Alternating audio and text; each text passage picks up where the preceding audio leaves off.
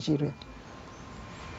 I used to, because I was asked to be going to those primary schools, to be doing volunteer teaching, to be helping the pupils so that they can learn how to read.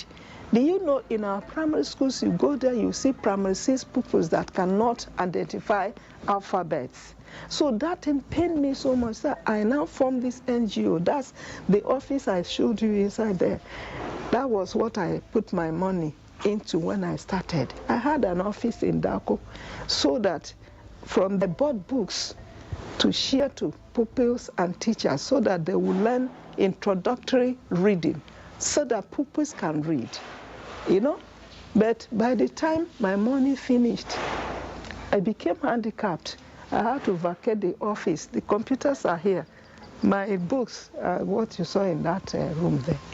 So nothing, all effort, every effort I made to get things, because I cannot sit in a place not doing anything. I'm not made like that.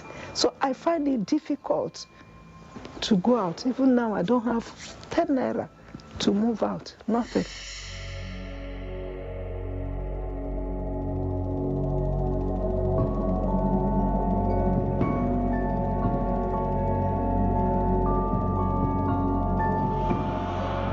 They are paying me 65,583 every month.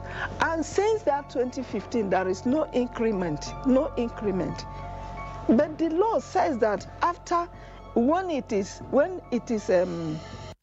increment in civil servants' salaries, there will be pension increment.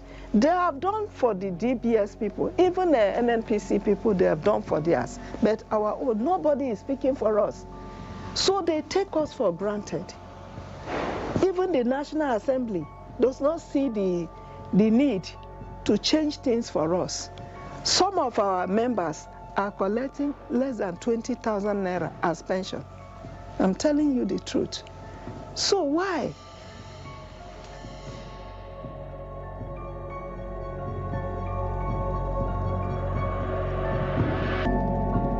They should release our monies. They should pay us our pension increment. Pay the people that have retired, and let there be peace. They take us for granted, and they are doing all their wuru-wuru, everything they are doing now. That is not leadership. God is seeing all of us. As we are crying, narrating our ordeal, heaven will stand to avenge us for that. They will not go free. None of them. I said it that day in a gate of Ministry of Finance, that anybody that is responsible for this thing we are passing through, they will not finish well. Unless God is God of one person, that they can pocket God, that is when they will. Yet they don't fear God. They don't have justice. They don't have fairness in whatever they are doing. They feel that after all, they are retired, what would they do? God will visit them and close their offices because they are not relevant. Unlike Mrs. Uba, who at least received some money, Haruna Musa's case is still pending. The Nigeria Airways case is peculiar. When President Olusegun Obasanjo liquidated the company, former staff were owed 78 billion naira. By 2017, President Muhammadu Buhari approved the payment of 45 billion naira owed former staff. Today, an outstanding 33 billion naira still remains unpaid. Years of hardship have taken a toll on Dotimi. The unpaid bills keep piling high. I retired 31st of March 2023. This is about 18 months ago. The federal government has not paid us anything. My PFA is IBTC. We've done everything. They done that reconciliation sometime far back in April. And I was notified for that reconciliations, giving me that there was excess money that they remitted, which about 48,000 thereabout, they deducted it back and gave me a balance of my retirement savings, my contribution and that of federal government contributions that made up the retirement savings, excluding the accrued rights.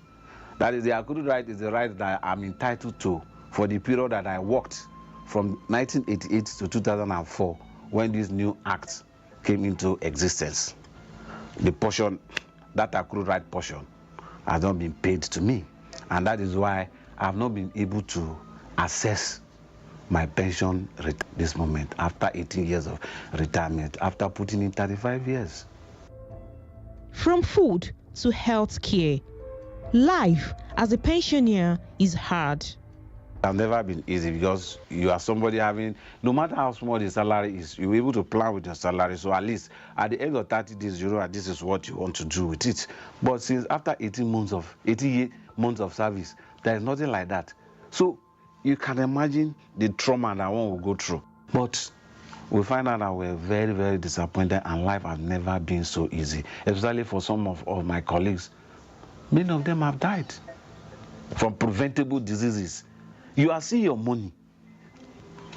Your PFA will give you your balance, but you cannot access it. So you can see the trauma that you are going to. You have money, you can't access it. Your children are sick, you can't access it.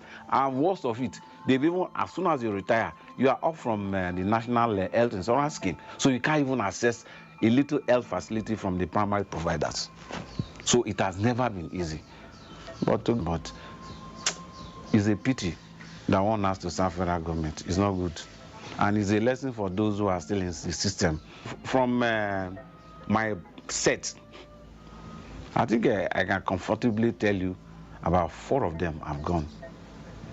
And some Free pension scheme showing how funds are supposed to flow from employer and employee contributions. But the transition from the old defined benefit scheme to the new contributory pension scheme has not been smooth. Workers are still owed accrued benefits from the old scheme, leaving them in financial limbo. Pension fund administrators became very important. In other words, they are, as their name implies, pension fund to these people. Now, but the concept is that the employee has the right to choose who he or she wants to be her pension fund administrator. So by the time the person retires, they have access to that pension fund. So the entire idea about the PENCOM and PFAs is to ensure that there's a healthy management of the pension space to avoid what was the characteristic of retirees in the past, whereby they retire but having access to their fund is very problematic. In fact, sometimes government will not have the money to pay them when they retire. Yet, even retirees from 2023 have not been paid their dues. Aliyu, a pension administrator, offers insight into the challenges of the system.